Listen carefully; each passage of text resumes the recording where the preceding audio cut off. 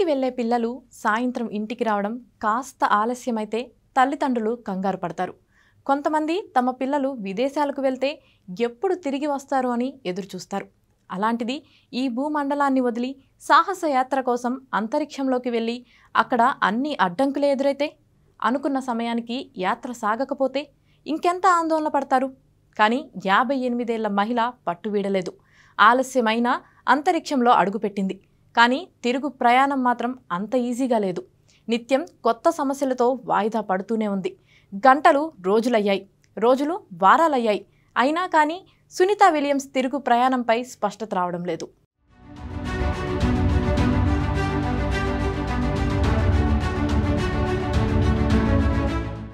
మానవులను అంతరిక్ష యాత్రకు తీసుకువెళ్లే ప్రణాళికలో భాగంగా అంతర్జాతీయ అంతరిక్ష కేంద్రం నాసా తన వ్యోమగాములను అంతరిక్షానికి పంపింది. నాసా బోయింగ్తో కలిసి వ్యోమగాములను పంపింది. వ్యోమగాములు కక్షలో ఉన్న అంతరిక్ష ప్రయోగశాలలో 8 రోజులు గడపాలని నిర్ణయించారు. ఇందులో భాగంగా జూన్ 5న బుచ్ విల్మోర్ అనే మరో ఖగోళ శాస్త్రవేత్తతో కలిసి సునీత అంతర్జాతీయ అంతరిక్ష కేంద్రంలో ల్యాండ్ అయింది. అయితే అన్నీ అనుకున్నట్లే జరిగితే జూన్ 14న ఇద్దరూ భూమికి తిరిగి వచ్చేవారు. కానీ ఊహించని షాక్ ఎదురైంది. వ్యోమ నౌకలో తలెత్తిన సాంకేతిక కారణాల దృష్ట్యా 3 వారాలు గడుస్తున్నా నేటికి వారు అంతరిక్షంలోనే ఉన్నారు.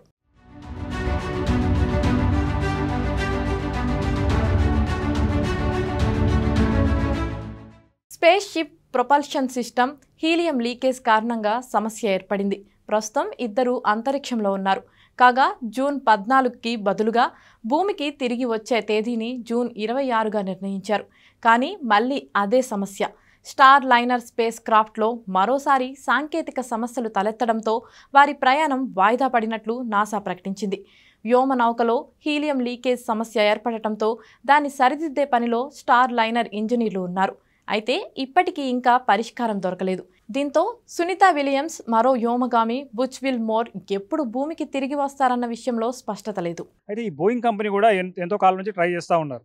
అయితే వారి అంతా నిర్మించుకున్న తర్వాత రకరకాల టెస్టులు చేసిన తర్వాత పోయిన నెల వారు ప్రయోగం చేయడం జరిగింది. దాన్ని ఆ క్రూ మోడ్యూల్ని తీసుకొని సునీత విలియమ్స్ వెళ్ళారు. కాకపోతే ఏమైందంటే భూమి కక్షని వదిలినప్పటి నుంచి ఇంటర్నేషనల్ స్పేస్ స్టేషన్కి వెళ్ళి డాక్ చేసేంత వరకు కానీ ఇంకా రకరకాల సమస్యలు, అంటే హీలియం లీక్ లేదా దాంట్లో థ్రస్టర్స్ ఫెయిల్ కావడం, రకరకాల సమస్యలు వస్తూ ఉన్నాయి. సో ఇది మొట్టమొదటి ప్రయోగం వల్ల ఇట్లాంటి సమస్యలు ఉన్నాయని చెప్పేసి అయితే బోయింగ్ కంపెనీ చెప్తా ఉంది. కాకపోతే ఈ టెక్నాలజీని మేము సరి చేసుకుంటామని కూడా చెప్తా ఉన్నారు. అయితే ఇప్పుడు ఏదేమైనప్పటికీ మరి సునీత విలియమ్స్ ఈ స్టార్ లైనర్ అయితే వెళ్ళిందో అది యాక్చువల్గా జూన్ 1st వీక్లో వెళ్ళింది, 2nd or 3rd వీక్లో రావాలని. కానీ దాంట్లో ఇంతవరకు ఎట్లాంటి మార్పు కనబడట్లేదు. అంటే ఏమైనా చేంజెస్ అది సంసిద్ధంగా ఉంటుందా ఉండదా అనేది ఒక సంసిద్ధం ఇప్పుడు మొత్తం కూడా ఒక సిగ్నత ఒక కన్ఫ్యూజన్ ఏర్పడి ఉన్నదనమాట.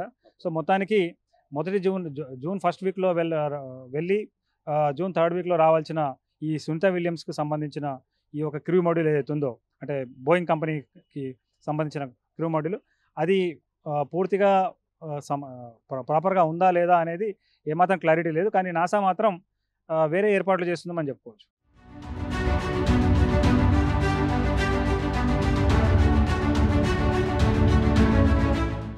సునీత రోదసి యాత్ర అని ప్రకటించారో అప్పటి నుంచి అడుగడుగున ఆటంకాలతోనే సాగుతుంది. ఈ ప్రయాణం ప్రారంభంలోనే సాంకేతిక అడ్డంకులు ఎదురయ్యాయి. ముందుగా మే చివరి వారంలో యాత్ర ప్రారంభించాలి. కానీ స్పేస్ క్రాఫ్ట్లో తలెత్తిన సమస్యల కారణంగా ఈ యాత్ర 3 సార్లు వాయిదా పడింది. అయితే 4వసారి మళ్లీ గగనతలానికి నాసా శ్రీకారం చుట్టింది. ఇదే సమయంలో వ్యోమ నౌక భూమిపై ఉన్నప్పుడే అందులో సాంకేతిక సమస్యలను గుర్తించిన ఏం కాదులే అనే నిర్లక్ష్యంతో వ్యోమగాములను నాసా అంతరిక్షానికి జూన్ 5న పంపిందని విశ్లేషకులు ఆరోపిస్తున్నారు.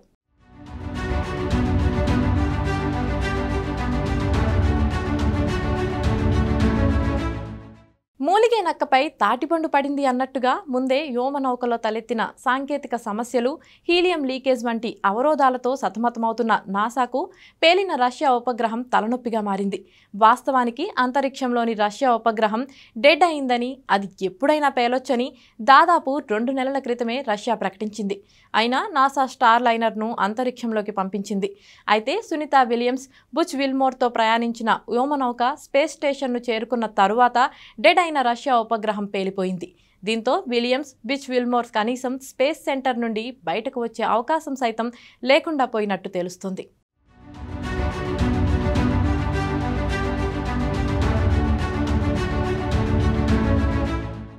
ప్రస్తుతం ఇటు మీడియాలోనూ అటు సోషల్ మీడియాలోనూ సునీత విలియమ్స్, బుచ్ విల్మోర్ ప్రమాదంలో ఉన్నారనే ప్రచారం జరుగుతుంది. అయితే ప్రస్తుతానికి తాము సురక్షితంగానే ఉన్నామని, ఆహారం, నీరు, అవసరమైన అన్ని వసతులు ఉన్నట్లు వ్యోమగాముల నుంచి సమాచారం అందినట్లు నాసా తెలిపింది. మరోవైపు స్టార్ లైనర్ ఇంధన సామర్థ్యం 45 రోజులు మాత్రమే. ఈ మిషన్ జూన్ 5న ప్రారంభమైంది. దీని ప్రకారం ఇప్పటికే 25 రోజులు గడిచిపోయాయి. ఇప్పుడు కేవలం 20 రోజులు మాత్రమే మిగిలింది. ఈలోగా సునీత విలియమ్స్ భూమికి చేరుకోవాలి. అయితే స్టార్ లైనర్ సమస్యతో వారి రాకపై ఇంకా సస్పెన్స్ కొనసాగుతుంది. స్టార్ లైనర్ మరమ్మతులు పూర్తయిన తర్వాతే సునీత విలియమ్స్, విల్మోర్ భూమిపైకి చేరుకునే అవకాశం ఉంది.